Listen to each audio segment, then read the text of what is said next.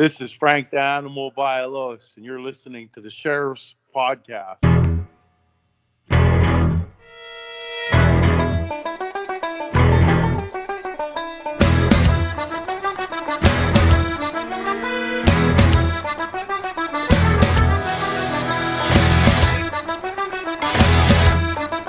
Welcome, everybody, to an exclusive episode of The Sheriff.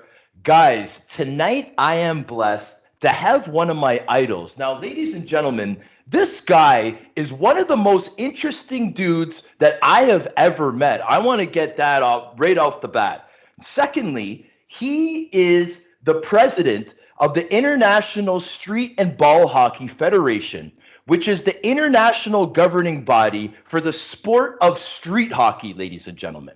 Headquartered in Prague, Czech Republic, the ISBHF organizes world championship tournaments as well as other incredible ball hockey tournaments. Ladies and gentlemen, my guest tonight was also a player. He was a very, very good player at that. And in fact, he was probably one of the best ball hockey players, and we're going to get into it because I've talked to a couple people that can vouch for that title. Ladies and gentlemen, without further ado, Mr. George Gortsos, how are you doing this evening? Great, Sean. It's an honor to get on your show. When I met you, I recognized your passion right away. You're somebody that I would have loved to coach. You remind me of guys that were very important in my life. Terry Ryan, who you just interviewed, Jim Thompson, the late Steve Monador.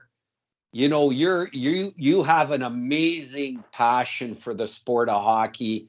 And I think what you're doing is amazing because you're going to bring kids to our sport through that love. And, you know, I should say to you, I feel because I would have loved coaching you, I feel that the sport sold you a little bit short because for a guy with your passion, it wasn't designed that way. And what I'll say is in 1974, Fred the Fog Shiro brought in 4 lines. He'd play them. He had 3 guys that had 700 minutes in penalties. Dave Schultz, Bob Kelly, and Don Selesky. But those guys scored 30 goals. They were almost plus 50, and they scored 7 goals in the playoffs. They would play 9 to 12 minutes a game. That's the way I love to coach the team. You got to make the team feel important. You know, get these guys on the ice. Let's not have the stage fighting, the traps. Let's let the players find the way to play the game and not be controlled to say, hey, all you got to do is fight or funnel this guy over here. You know, if I would have had to do that, I wouldn't have wanted to play hockey. And that's why I love watching hockey in the 70s because the players, you never knew one game to the other how it was going to be, but they designed the game and they felt like they owned the game. And I think, Sean, you, as Terry found out, where he didn't get tapped on the shoulder anymore, he could come and play for Team Canada and use his skill and play the game. And he found the love of hockey again. It wasn't just go out there and fight. And, you know, that the way it evolved, I don't think was right for our sport. It should have been get these guys in, let them play hockey, and they'll decide when they're going to go, when it's right for the team. And guys like you, as I'm ending, are very important for teams to win. And I feel like I would have loved to coach you to let you play to your skill. So there you go, Sean. Well, George, I'll give you a couple of reasons why I appreciate that. First off, what part of what you're saying right now is what I say to a lot of my guests on my show, right? So thank you for supporting the movement. Like, I feel that the era in hockey, which was mostly the 90s and the 2000s, has kind of been forgotten. Like that character of player that you were just describing, it doesn't really exist as much anymore, George. Like I don't want to criticize the new generation through and through, but we all know that the newer generation is known to be a little bit lazier, a little bit more prima donna-ish. They got the phones in their face all the time, as do we now, but Right. that's all that they've been learned. You know what I mean? We're going to get into some pretty deep stuff in this episode, and part of it is the passion that we all have as Canadians for sports, for hockey, specifically ball hockey.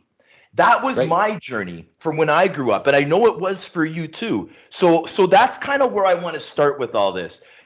And man, what you were just saying about like my type of player, how we were used, I appreciate that so much, man. Because I'm telling you, like anybody that if someone were to binge listen through my episodes, they would see that's a struggle. I say those lines to my guests quite often because a lot of my guests are former tough guys that played in the NHL for quite a while. And I love to pick their brains, but I love to also tell them that they deserve a lot more credit because of them, characters were way up here. And that's only what we can aim to be now is what the guys used to be like in the 80s, 90s, and 2000s. So thank you for that. So now, George, the very, Yes. very exciting stuff now. Yeah. Now, okay, so how I want to start this is I want us to go back, George. I want us to just pretend that we're like in a time machine, buddy. We're Yeah. going to go back to the good old days, man. We're going to go back to our old neighborhoods where we grew up, where we Right. felt comfortable, where we grew, where we would Yeah. spend most of our time, which was on the street, right? Yep. So this was a time when the neighborhood rivalry and friendly competition was trumped any type of disagreement or beef at the school or on your street. We were all in this together, and nobody was going home until this game was over. Now, Well, everybody can relate to that. What am I yeah. describing right Well, now on the street? you're describing a atmosphere of you'd play street against street. You'd walk, like I can remember walking the streets of Willowdale where I grew up, listening for that sound. There could be a game already of 6-on-6. So I'd wait there to get in the game when one of the guys got called in to go for lunch or for dinner.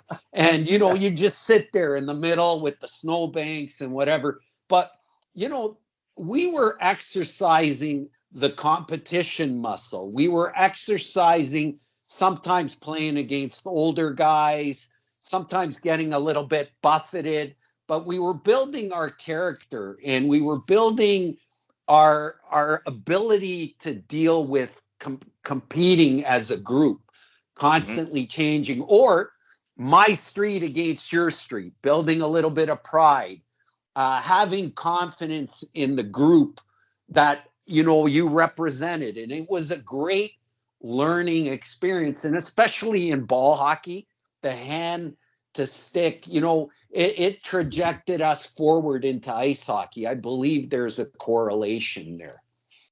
100%. So now let's get a little bit more specific. We're both Toronto guys, okay? Yes. I like to always kind of, give a shout out to Scarborough. That's where I grew up. You know what I mean? That's what kind of formed me like to the man I am today. You, my friend, I know you got deep, strong roots in Toronto. Let's talk about your neighborhood specifically, and let's talk about your heritage being Greek. Well, I grew up in Willowdale, Sean, which at that time was the northern extreme of Toronto. If you passed it, you'd be going into Richmond Hill, but sometimes you'd be going into farms and stuff like that, right? My neighborhood was a great hockey neighborhood. We had some fantastic hockey players in that neighborhood. And they really gave me the passion of hockey. And this is what you have inside you. And, my parents brought me up to be a soccer player. Mm-hmm. But through those kids, I garnered the love of hockey. And I'm very thankful because it's taken me around the world. And by the way, Sean, I grew up in a house that is one of the legends of Canada in my eyes. in the sport of hockey. My parents bought the house from a great gentleman, and the gentleman was the father of the great Herbert Carnegie, who I got to know very well. So, and Herb was a Willowdaler too. So Yes. just an amazing hockey atmosphere there that infused me and drove me to where I am today. Yes. Now, the fact that such a big time legend's name was just brought up there in Herb Carnegie, we're going to touch up on that a little bit. So so you grew up in the same neighborhood as Herb Carnegie's father, correct? No, I grew up in the same house. Herb Carnegie sold the house that he owned to my family. So I actually, when I got to know Herb, told him, he goes, George, where'd you grow up? I said, Willowdale. He goes, okay, I know Willowdale. Whereabouts? I said 56 Madawaska. And Herb looked at me like, what the hell? He goes, George, that was my dad's home. And my parents were so thankful to Herb's dad because they helped us out in the early 60s. And I asked Herb, I go, Herb, where did you guys watch hockey? He said, down in the basement. Now, down in the basement, there was a bar, Sean, and it was cold. So we didn't really go down there, but I did. It had this slippery tile, and it allowed me to learn how to dig my shoulder in with the puck. And I knocked that bar down. And I said, you know what, Herb, your pixie dust brought me into hockey. And he goes, George, you're a dreamer, but I love the way you dream. And what a great man Herb was. It really, for me, Sean, thank you for what you said about me, but really Herb is one of my idols, and he was a great, great man. I mean, the guy had 127 points in 1947. Imagine, Sean, you know what it takes to play at that high skill level of the NHL. Yes. 127 points. He was told he couldn't play in the NHL. But you know what's great about Herb? He didn't let that blacken his heart. He was a kind man. He became a great person in business. He created one of the first hockey schools in Willowdale. Yeah. He created future aces. He gave scholarships to kids. And you know what? That's the true merit of the man. The guy was a great Canadian, and I'm so proud that I got to know him and Audrey and go to their house and have tea sometimes. And it was a great honor, man. What a great guy. It really is phenomenal that I have a link to him. Yes, that's one of the most incredible stories that I've ever heard, just because of how much I think of everyone involved. Like that's incredible. And I'm gonna guess, now tell me if I'm wrong, I know that there was a world championship that was hosted in Herb's arena. Is that where this conversation took place? Actually, you're right. Okay. 2001, that's when I first talked to him. We became fast friends after that. But the people that were running the tournament said, Herb wants to talk to the coach of Team Canada. I said, great, I know who he is. And we did not know about that linkage. But Herb also really liked the floating blue line of ball hockey. And he said it's a great concept that ice hockey should use.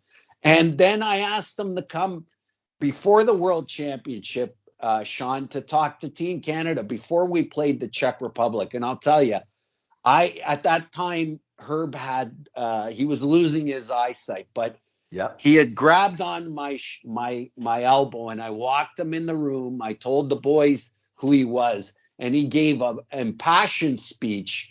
And it was just, I had tears in my eyes. And, the guys went out and won a world championship, but what a great moment that was. So in Herb Carnegie Arena, which used to be North York Centennial Arena, where the Leafs used to practice, and I played hundreds of ice hockey games. So what a kismet, great linkage. Now, what I love most about that arena is when I was younger, that for some reason, George, that arena just seems so big to me. It Yeah, was so big. Like it seemed sure. like I would like as a kid, I would have been like, yeah, this is the same size as Maple Leaf Gardens. Like it's huge, right? Beautiful arena, wonderful. They really used to have, I don't know, I haven't played there for a while, but their ice was great, and it was a Yeah. great place to play, man. Just a great place, and it's great that they've got Herb's name there. Just a fantastic hockey player. Imagine 127 points in the highest level Quebec Senior Pro League, and they're telling you can't play in the NHL. Like that's just an unfortunate way we used to be. And I'll tell you, I would have loved to see Herb's stats in the NHL. I bet you we would have been talking about him as a Hall of Fame player. Yeah, no, for sure. And I'm a stat guy, George, so I really appreciate you throwing out these numbers. 127 points for the Quebec Aces. Is that what it was? I think it was the team just before the Quebec Aces. Okay. So it was in that Quebec league, and he Yeah. had 127 points in 47, 48. And as a matter of fact, if you read his book, A Fly in the Pail of Milk, him, Marty McIntyre, and I think Marty McIntyre's brother were the first all-black line to ever play, and they were phenomenal in the 40s. Right after World War II, these guys were like they were hired to play in leagues all over Canada. That's how good these guys were. I heard about that. Yeah, so these are names that hockey historians and Canadians really should know. Yeah, and I'm proud that he's from Willowdale. Sorry, it's not Scarborough, Shawnee, but it's Willowdale. Hey, my street would have given you a hard time because we would have had Herb on our team. There you go, man. There you go.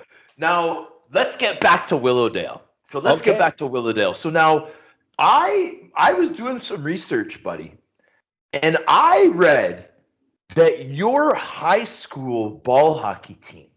Yes. Now correct me, because I'm not sure. Were you guys called the Greek Reekers?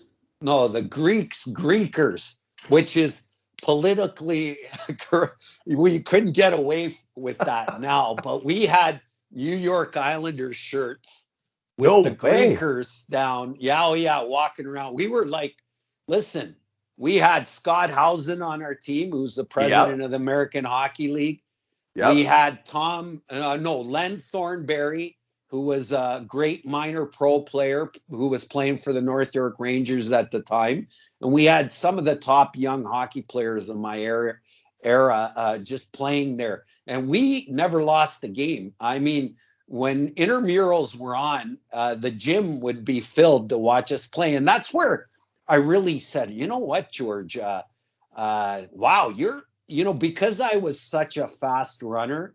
And in hockey, you're either going to be a very good skater, or in ball hockey, you're going to be a good runner, and you can move. I was a good ice hockey player, but I was a phenomenal ball hockey player because I could run.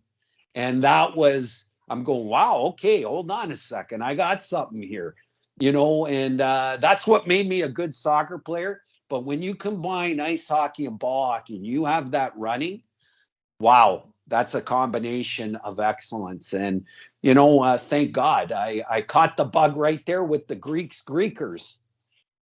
Right on. Now, I want to add to the speed thing because I heard that they would call you Speedy sometimes, like in your playing days, right?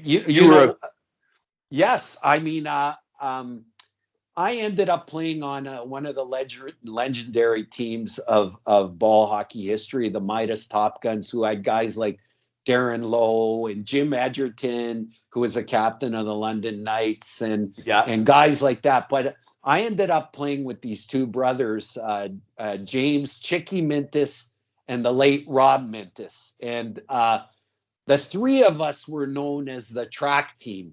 I mean, these guys were like speed demons. And we probably, as we played on the Top Guns, probably played about 700 games together in that era. And we probably didn't lose any more than 50 or 60. And we'd be all over Ontario. And these guys were like my brothers. And, Chicky and Rob, who passed away a while ago, were phenomenal ball hockey players and just speed merchants. And they created the Midnight Express, which is one of the legendary Canadian teams in ball hockey history also. Yeah. Oh, yeah. I was talking to Mr. Kirk Brooks about the Midnight Express. Yeah, for sure. And there now, you go. George, this is where I want to pick your brain, though, because now you're on this high school team. From what I read is that you guys, there was 2 years that went by with no defeats. Right. Okay. And I heard that now there became a time where you had learned that you could actually join something where you could be rated, the best in the province, the best in the country. And then that's when the Midas Top Gun and the Fernview Rangers came into play, right? Right. Well, so now let's talk about these teams. Okay. So essentially, just quickly, Sean, after the Greekers, I was playing in Goulding Park Arena. I don't know if you ever played in that rink. Oh, yes. And we had a summer league there. And one of the top players was Claudio Lesio, who was also playing in the Ontario ball hockey part of the league we're talking about. So my team, the No Names, won that league 5 in a row. And we heard that Claudio was playing for Canadian championships and Ontario championships. So we decided to take our show there. And eventually I got drafted onto the Midas Top Guns, which was Claudio's team. And we played and won Ontario championships. And then we went to the Canadian championships. The first one I played in was in 1987. Yeah. And we lost to Newfoundland in the final. And you know what? Losing sometimes makes you a better player. Yes. And then in 88, we won the Ontarios, and we lost again in the Nationals in Moncton against Newfoundland. And finally in 90, the Top Guns won, but we split as a team. And some of us went to the Fernview Rangers, which was one of the most tight-knit teams that I ever played on. And we ended up winning 3 national titles in a row, 92, 93, 94. So, it was a great journey with some fantastic ball hockey players. Yes. So Goulding Park Blues, Condrain Barons, then the Midas Top Guns, then the Fernview Rangers, correct? Yes. And then go ahead, Sean. Now, so sorry. So what I'm getting at is this. Now, this in itself is incredible, but what it's really building to, in my mind, is 1996. Right. Yeah. Now, what I want you to explain is how the organizers of Team Canada made up that team, because I had read that it was about half the guys from a team based in Montreal, and then the other half was your team, Fernview. Right. How did they? Yeah, go ahead, George. So in 96, 94, Fernview won the national championship. 95, we won the bronze. So that we had, we were trying for our 4th in a row. Unfortunately, the team that won, Montreal, then contacted us and said, the CBHA contacted us and said, look, we want to send a team to this first World Championship in Slovakia. And we're going to use half the players of Montreal and half the players of Fernview. So, that in itself, to bring the team together as a captain, was a journey. But then we flew into Vienna, Sean. And you got to realize that at that time, the Slovaks and the Czechs had just split. It wasn't Czechoslovakia anymore. Oh. So we get into the bus in Vienna, and we hit the border of Slovakia, and they take us out of our bus and they put us all up against the fence, and they frisked us because I'm going, geez, this is like 1972, and it kind of spurred us on. And we were in this old hotel in Slovakia. I'm playing in an amazing arena where the Stasnys played. And in that tournament, we played against the late Pavel Dimitra, Josef Stumpel, Richard Zednik, David Vishnowski. We played against Marco Sturm, who played for Germany. But Canada ended up winning, which was an amazing, amazing journey. And after we won, after being good boys the whole tournament, we went to a disco and we had to fly out at 7 a.m. We got out of there at 5 and straight to the airport. And what a time, man. What a time. You went out with a bang. Yes. You're not getting off that easy, my friend. I All want to right. talk about the semifinals and the finals. Now, Okay. this semifinal against Yes. Slovakia. Yeah. Now, what was the building that you guys were in? Because I had read that it was incredible. The crowd, the excitement. Right. Well, it was called Zimny Stadium, and again, that's where the Stasnys played. It was an amazing venue. It had 20 dressing rooms. So it was built, that's the thing about Euro rinks. They're built for bringing a lot of teams together. And we were playing in an international size floor, Sean. So, if you think about a Canadian rink, this one was 200 by 100 instead of 200 by 85. 85, yeah. Or 180. So you're talking an extra 3,000 square feet to be running in. And, it's almost like you're running in a soccer field. But when we played Slovakia in the semifinals, there was easily 10,000 people there. You know what that's like. And they did not like us.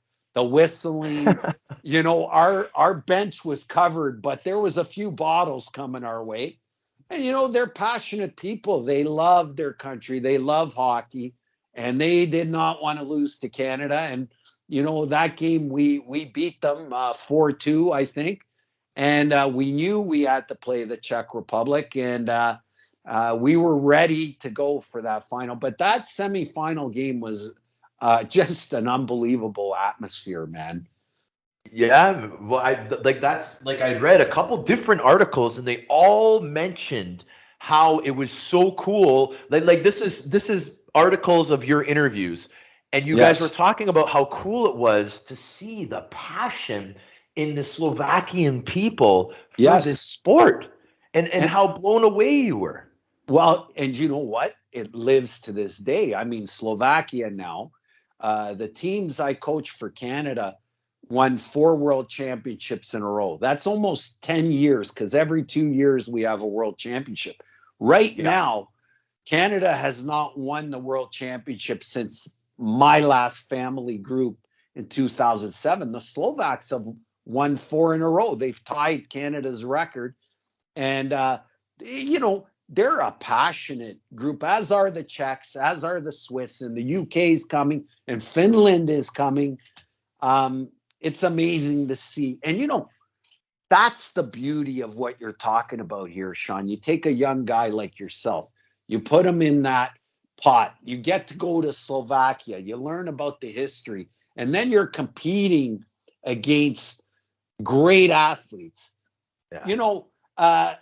That's what we remember when we're done. We remember, in our era, Sean, you're talking about our neighborhood. Maybe the guy I didn't like in the street away from me, I hated his guts, but he made me play better. Now, when I remember 20 years later, I appreciate him because, hockey's not soccer. And, when you have those greasy games, those are the ones you remember, man, because when you hate somebody, no coach has to motivate you. I know I'm going all over the place, but going back to it, it's all about growth. And going into Slovakia, I learned about the beauty of that country, the beauty of its people, how much they loved hockey, what a great atmosphere it was. And you know what? I've gotten to go back many times to the Czech Republic to Slovakia to Switzerland to the UK to wherever we have our tournaments, and places like in the Caribbean, Hong Kong. Like, it's just mind blowing when you get to see the world and how much they love hockey. Yeah, man. I'm on the edge of my seat listening to this, George. It's so exciting to me, buddy. So yeah, so I mean, I had to ask you about that just because there was so many times where I kept reading the same thing. I'm like, I gotta ask him about that semifinal game in 1996 against Slovakia because it just seems like it was off the hook. So that was, and then I'm sure the Czech game, the final, which you guys won, was the same type of intensity. Well, yeah, it was. And, listen, I've learned to really respect the Czechs and the Slovaks. But at that time, Sean, I know they didn't like me and I didn't like them. As a matter of fact, I remember we were playing Austria. We had played the Czechs the night before, and they beat us 5-4. And we had about 50 penalties to their 2. You have to, in international play, have to get used to how they call the game. So we're warming up against Austria, and the Czech coach, Bubnik, brought his whole team on our bench. And as captain, I go, oh, this is a... So I go into the dressing room. I'm throwing the sticks around. I grab a bag of balls. This is before in the warm-ups. Nobody's around. And I start shooting the balls at the Czechs. And I look at them and I go, next game, if we play you, we're coming to get you. Now, before the final, as a captain, I said, if anybody retaliates, if anybody chops a guy back, I'm going to fucking kill you. We're going to go and we're going to run and we're going to run and we're going to suck it up and we're going to beat these guys. And in the first 10 minutes, we were up 4-0. And, listen, that's hockey. And you know what? The Czechs spurred us on. And, they gave me an opportunity. Why would you come on our bench before we're playing Austria? That's like a bell ringer for me. Yeah. Boom. There it was. The guys all thought I was crazy, but I wanted to get it out. And then we wanted to be ready and disciplined. And, that's what I learned. The 4 teams after that I coached were the least penalized. And we learned we had to put it into our running and use our 4 lines. And we dominated using that program to win. Wow. That's incredible. Now, I'm glad that we're talking about that part of the game now, because what I want to get into is, I guess the best way to explain it, George, is just how beautiful the game really is for skill, for athleticism, for endurance, for running, right? Yeah. And this is what I want my listeners to get, because I think there's a little bit of a misunderstanding when it comes to today's ball hockey. So now the first thing I want to get into and I want to ask you about is, I want to know what year it was where the body checking stopped. What year was that? Ball hockey used to have that 2-foot line around the boards. So it stopped around 1985. But in those days, you could full on hit somebody as long as it wasn't inside of that 2-3 foot zone around the board. So you had guys like Lou Francischetti that were laying guys out, and Lou was a hard hitter, right? But it was taken out, and the reason why it was taken out was they wanted to make the game safer for the girls and the boys. And of course, the girls weren't playing at that time, but now when you're talking about ball hockey, look at Alex Burrows. I had Alex Burrows as a young 20-year-old when he was playing for Manitoba, and ball hockey taught him how to shield the ball, Sean. It gave him confidence that he could take those stick skills and be a top scorer and translate it into his hockey game. Every step you take in ball hockey, you have to be very precise, because you can get into bad positioning very quickly. And as you know, in ice hockey, great skaters, can find the flow. In ball hockey, from point A to B, you got to find the flow in here, man. You got to run. And, there's an equation that happens, and going back to the neighborhood that made ball hockey so amazing is I could be playing against a guy who was a AAA ice hockey, ball hockey player when I first started playing hockey when I was 9. But when we were on the street, it was equal because it was my heart against his heart. And that's the beauty of ball hockey, because it really equalizes. Now, if you're in great shape, if you're a great runner, you're going to learn how to use that and your body positioning to your advantage. But for me, a guy like Alex Burrows, why was he so successful with the Sedins? Because ball hockey taught him how to be a top offensive player, use his body positioning. And Alex went from a fourth liner all the way to a first liner. And he was a phenomenal ball hockey player. And ball hockey makes a difference. And you know what?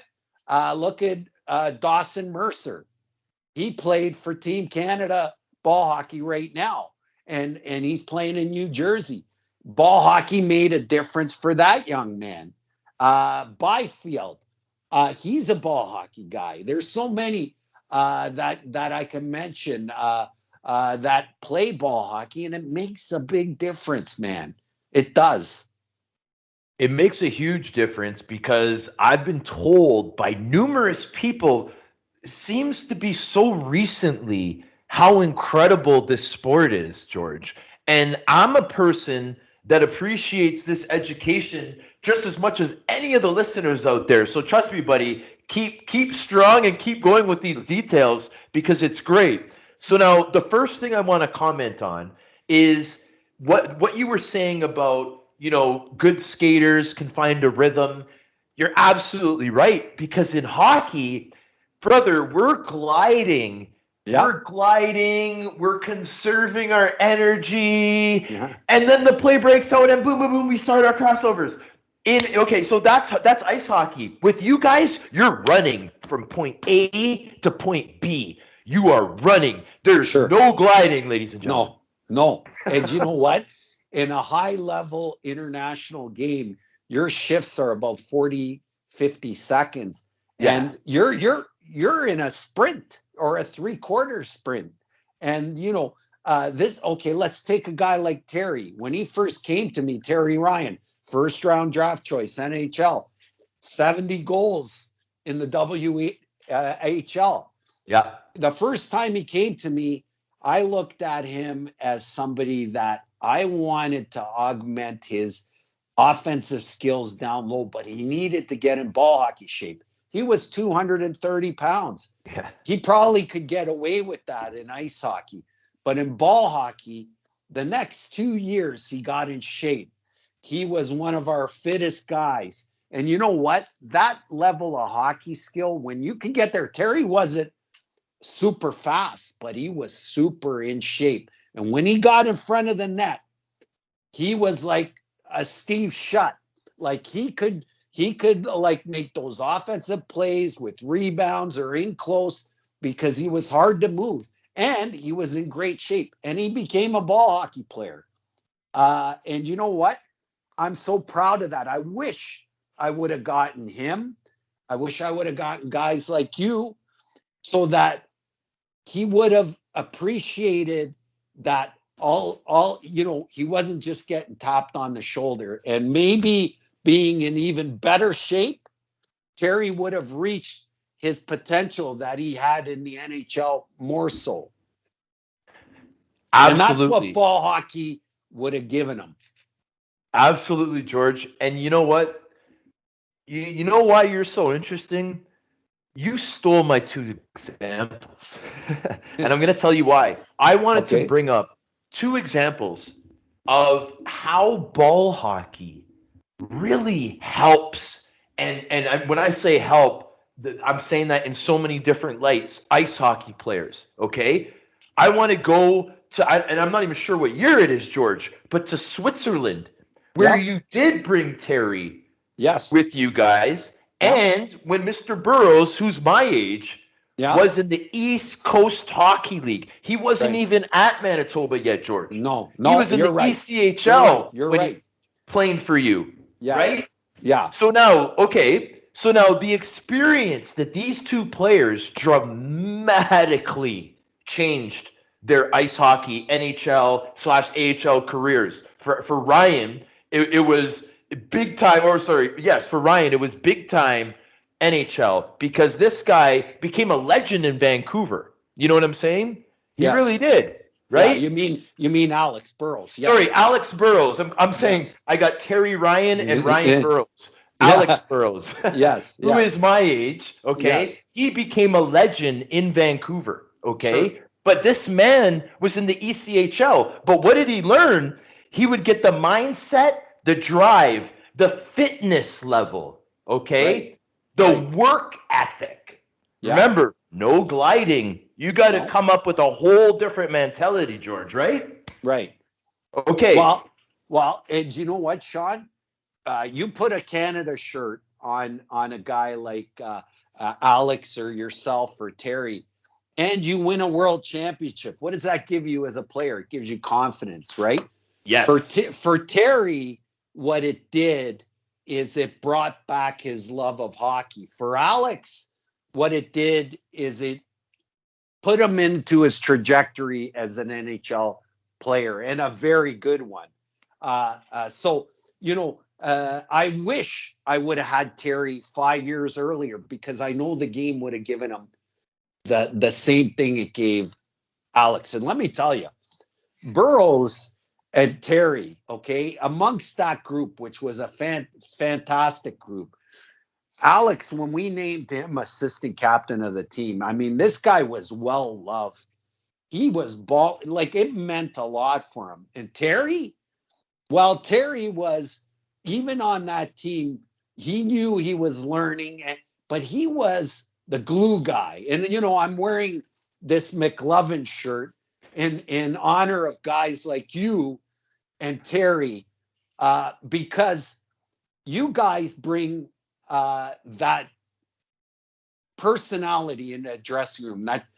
This is what you were mentioning before. Hockey is missing those colorful characters that I had when I was growing up. Johnny Pye McKenzie, all these guys, were renegades. Terry, he's a renegade. I love him. I did not want to, and this is what I'm talking about coaching wise. I undercoached. I didn't overcoached. I gave the game to you guys. Terry appreciated that because I knew when the bell rang, you was going to play hard. I knew Burrows was going to play hard, but I didn't control them. I gave them simple tenets and I allowed them to play the game. I didn't neuter them. I told them, I trust the way you play the game. And you know what? Watch a Netflix special on the Italian coach who just coached the Italian team. And I'm listening to this guy talk to his team, and he says, here's a few things that'll work. And, it's the same way. I don't want to say I'm the same as him, but here's a few things that work. But you guys are on the field. You make the decisions. And you know what? They're the right ones. And that coach, to me, is a fantastic coach. And that's the way we should be coaching our athletes. Let's not take the game away from them. Let's make them feel like they own the game a little bit and let them use their imagination to try and win. At the end of the day, let's not just tell a guy, fight, stay on the bench for 20 minutes and fight a game. That's not playing the game. Okay? Let's let those guys be part of the second, third, fourth, first line, play 9 to 12 minutes a game, and they're gonna give you something, right? But I think for this is where ball hockey really helped Alex and Terry. And I know I'm going all over the place. No, I love it. I love it. Let's not take the game away. And these guys learned. I think we helped Terry in his life going forward. And Alex, That was his trajectory to the NHL. And again, in 2005 in Pittsburgh, Alex was our top scorer again. And then away he went. But we're very proud of them both, as we are as everybody on that team, man. Well, I'll tell Switzerland was amazing. We got to hang out with Jacques Plante's wife. No way. Oh, yeah. We had found out that Jacques was buried in Sierre. So I had contacted the consulate of Switzerland and the league tournament organizers. And Caroline Plante loved our team. A great lady, came to all our games, came to our meals, was part of the team. And you could just see how much she loved hockey. And before we played the Czechs in the finals, she said to me, Coach, we must win. I said, Miss Plante, we're ready to go. We won 6-1. And you know what, Sean? I'll never forget this. And I was so proud for the guys. We had the ambassador of Canada to Switzerland watching that game in Sierre. He came in our dressing room after and he said, gentlemen, I was a fan growing up in Montreal of the 50s Montreal Canadiens with Maurice Richard, Jean Beliveau, Henri Richard, Dickie Moore. He goes, the display of hockey skill I just saw you guys put on to beat the Czech Republic 6-1 is the most awesome skill I ever saw in hockey. And you know what? That meant a lot to me for the guys because they were a wonderfully skilled team and they brought it that game and we just dominated, man. Just unbelievable. I mean, you're sitting there as a coach with 5 minutes left and we're up 6-1 and you just know, and I was still whipping the horse. I'm saying, keep running. And you know, what a euphoric feeling to win a world championship. And to have the ambassador, sorry, I lost myself there. The ambassador say that to the team.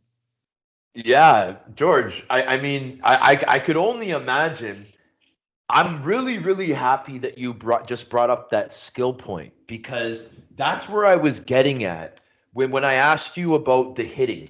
Because this is what I thought before my research of this episode. I thought that ball hockey was very comparable to lacrosse. And my reasoning for that is because, you know, you're playing on the non-ice, on is it concrete surface or what is? Well, in international, they use plastic surfaces that are built to run on. Okay, so in my mind, I'm thinking, you know, it's very similar playing grounds. They're both similar to ice hockey. I thought that ball hockey was like lacrosse, where it was very physical. Everyone's trying to kill each other, and then, you know, guys that have hockey skill are obviously going to be the better players because, you know, they're producing the points, just like ice hockey, right? I was wrong. Ball hockey really magnifies the skill, the dedication, the hard work. Everything that is beautiful about ice hockey is magnified in ball hockey. That's what I'm learning. Sure. And George, no, just 1 second. I also know that most parents, believe it or not, comparing hockey the way it is now for what it used to be, most parents are not signing their kids up for ice hockey because they're seeing the violence on TV. They're seeing, right? So this is a platform that I love to use for the better good. I am loving the fact that I am able to educate every single listener exactly what real ball hockey really is. We got the president right here, guys. Well, hey, go ahead, Sean. I cut you off. I just wanted to point out that this is a skilled sport that magnifies everything that's beautiful in ice hockey. Well, and I think that if people really knew that, George, because I didn't know that. I'm a hockey guy. You think I would know more about ball hockey? And I didn't, George. And I'm embarrassed. Well, and you know what, Sean? And I played against a lot of great players.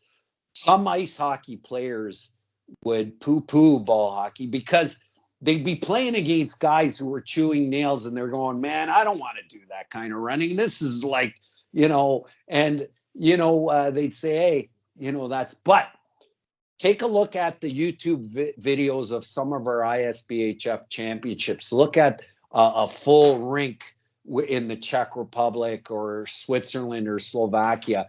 Look at Finland against Slovakia, last World Championship. What a game. And, you can go shoulder to shoulder, and it's physical, but you can't do any straight line hits. The NHL Network just did a piece with two great USA players, Steve Gregory and Nick Carter, and they showed them shooting the ball at over 100 miles an hour, man. That's a skill. Like, you had guys like Ken Danyenko and Rupp there that couldn't even get it to 70 and 80. Yeah, they're a little bit older, but that just shows you the skill of our world-class players, man. They're incredible. And then when you see them playing and the passion that it takes to run hard, and you're going USA, Canada, Slovakia, Czech, Finland, you're playing against these Switzerland, these great teams, man, you got to bring it. You cannot take those games off, because it's a hard working game. And, even the girls game in the Czech Republic, the world final, Czech girls against USA girls, we had over 6,000 fans. They can't they don't even get that for an IHF World Championship, man. Yeah. It's incredible.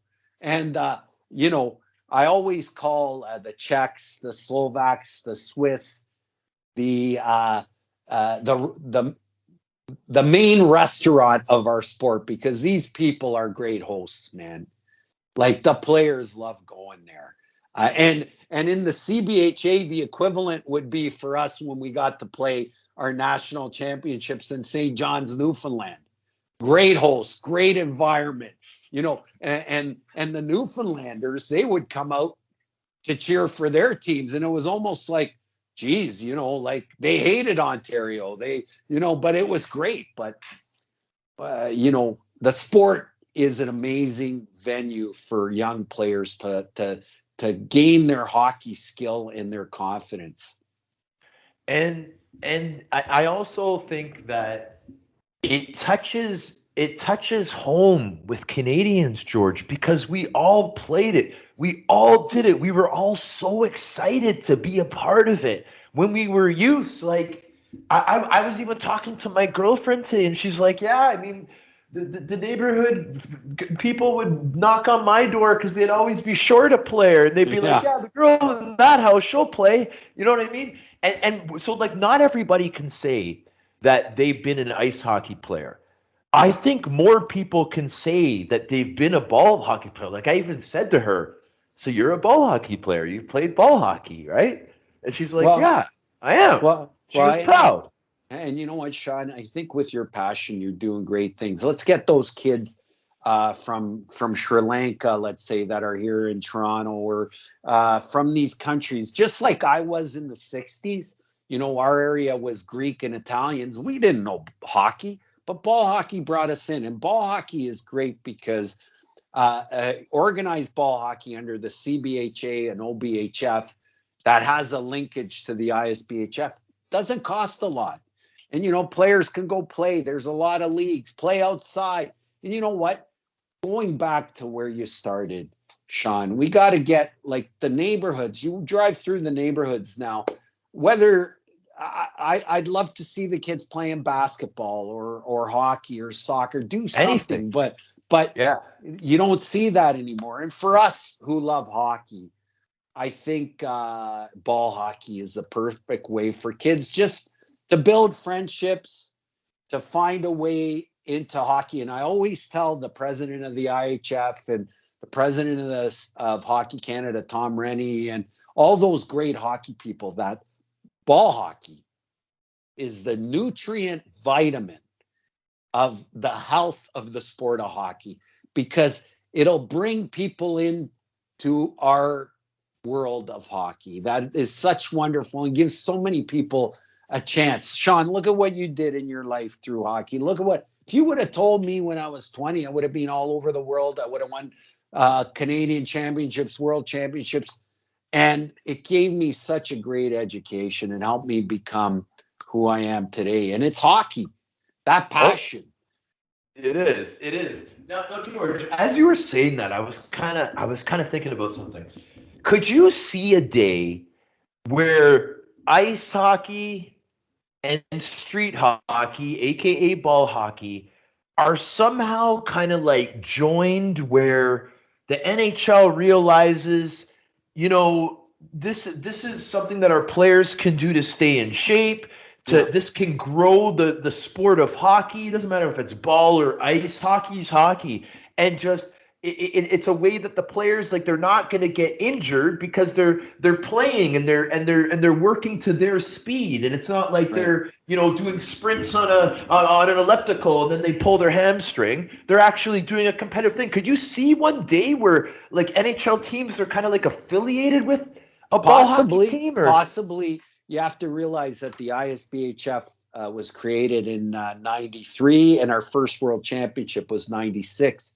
If you think about lacrosse had about 100 years of development before it had a pro league. Yeah. For us, where I see ball hockey really, Sean, is at the grassroots level. For instance, at the IHF now, we're working with IHF Hungary, with the ISBHF to bring ball hockey in, and it's a great organization, IHF Hungary, where they are seeing that ball hockey could create more ice hockey players, or players may just want to play ball hockey or just play ice hockey, but it's a way to bring more players in. It's less costly, and I think that's the right model. The CBHA is being an associate member of Hockey Canada, but I see those things starting to happen. What I hope doesn't happen is that ball hockey gets monetized to the point where it loses its ability to be what I think it can be. And that's just a natural point where, players can find the love of hockey. And who knows? Right now, one of our goals at the ISBHF is to get ball hockey in the Olympic elevator and recognize.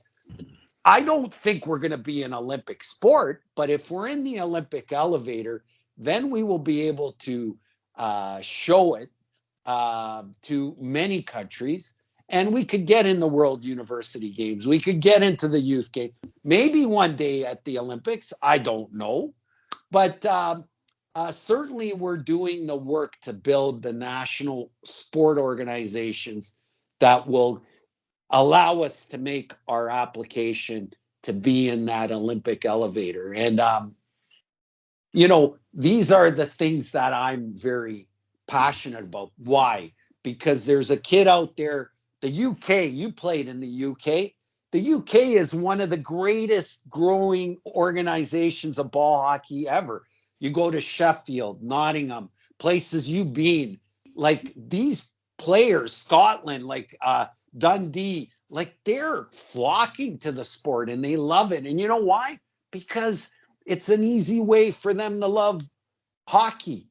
Yeah. And, this is what I think is my goal, to allow the opportunity for more and more players to play hockey. And here in Canada, I think we got to get to more new Canadians.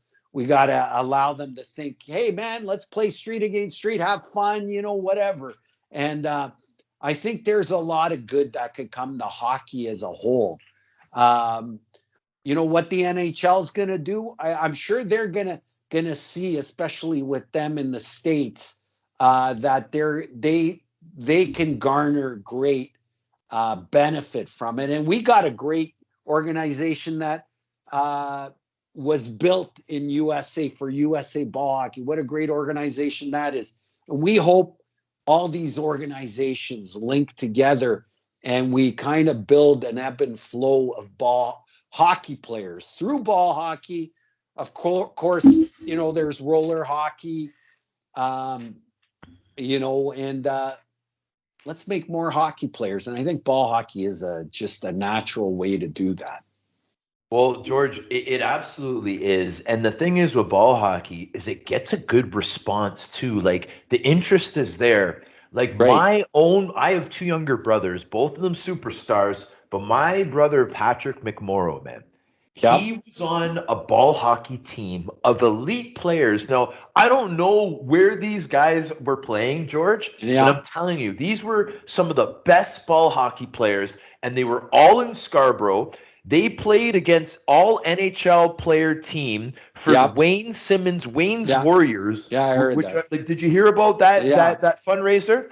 So Yeah. my brother's team beat Wayne's team that had Drew Doughty, Yeah. Anthony and Chris Stewart, Yeah. Smith Pelly. All these guys are on that team.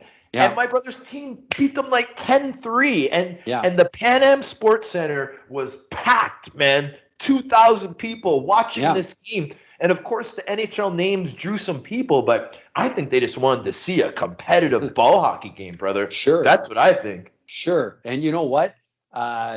It's amazing how many, like, a great NHL player doesn't always translate to be a great ball hockey player. You need to have the passion to run and to really work hard. Ball hockey at the highest level, just like any sport, you gotta have the passion to do the running. And what does ball hockey do? And again, I take it back to the street. It's me against you. Who loves it more? Who's gonna go there? And you know what? That's where I think I learned how far I could dig into my heart to win. Right there, ball hockey, more than anything, man. And it served me well, and it served all the teammates and players I had well, because you know what? It pushes you, and that's the great thing about our sport, man. It is. Now that we're talking about the specifics here, George. Yes. Now I got listeners that might be, parents and they're listening and they're like, "What? There's no bad violence in ball hockey? What? It's that athletic?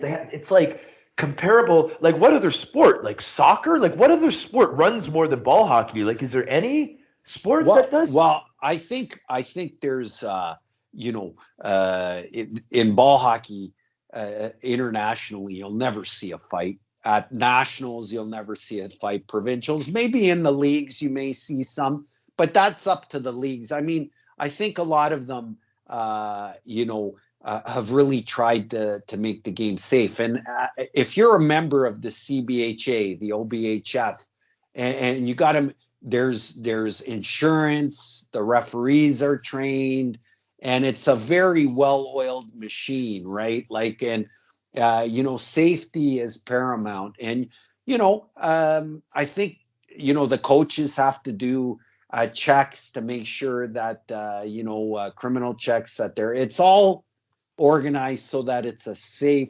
environment for the kids. A great league for somebody to go look at is Withrow Park, outdoor here in Danforth. It's outside. The parents have like barbecues going. They build house leagues. They don't allow a parent to build a team of stars. So they equalize the team. So a kid isn't going to be part of a team and get beat 10-0 and say, I'm never going to want to play. So, they make it fun, and then they'll have their provincial teams that they'll pick from those house league teams. And it's a real atmosphere. Go there one day, Sean. You see people having barbecues. The families are, and you know what else? It's not like ice hockey. The parents are not yelling at the referees. They're having a good time. They're in the sun. They got their dogs. They're having a hot dog, whatever. So true.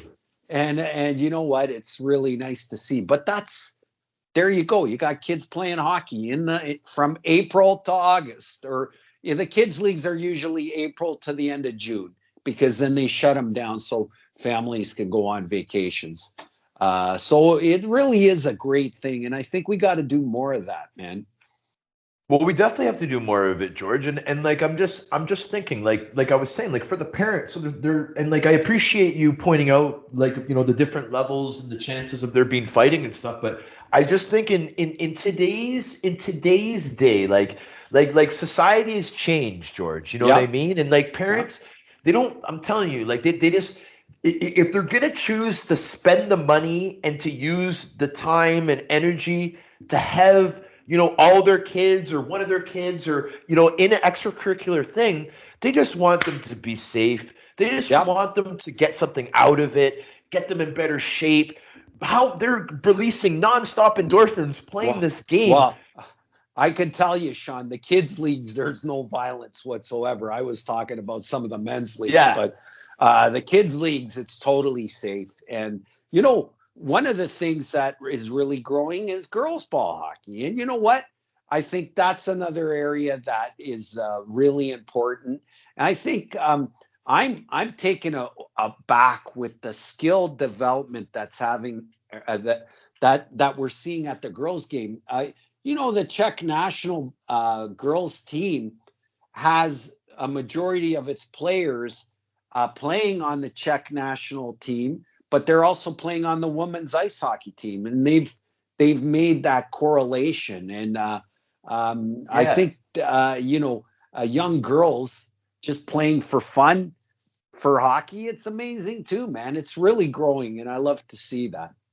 Yeah, but see, George, but that's what I meant about the NHL. Like, if they would I don't necessarily mean there being like an organized league, but just Right. having like NHL teams having Yep. their players at Yep. least train ball hockey in the off season. Well, you know what happened with Alex is, after he got into Vancouver, his agents are saying no. And that he's saying you can't play, because they look at it as now they become The risk. this piece of, you're getting paid $4 or $5 million. You're not playing ball hockey, right? Yeah. However, I think an NHL team should look at it as another growth opportunity. You take a young player and you allow him to play high level ball hockey, you may garner the benefit of development that will augur well for his skill in the future. You take a young Sean McMorrow, you're asking him to fight. Why wouldn't you give him a chance to go play some ball hockey? Say, you know what? We want you to play hockey. I don't want you to see a fight. Go learn how to do this and that. Use your body, score, feel like you're doing. And you know what? That may have done you a world of good. It definitely would have, George. You know, 100%. and, Just the and confidence alone. yeah, Right? exactly, Yeah. exactly. And this is what I'm talking about. I wish I would have got Terry Ryan 5 years earlier. I got Alex Burrows right at the right time, right at the right time. But you know, NHL teams should look at it as a I think development they should. area.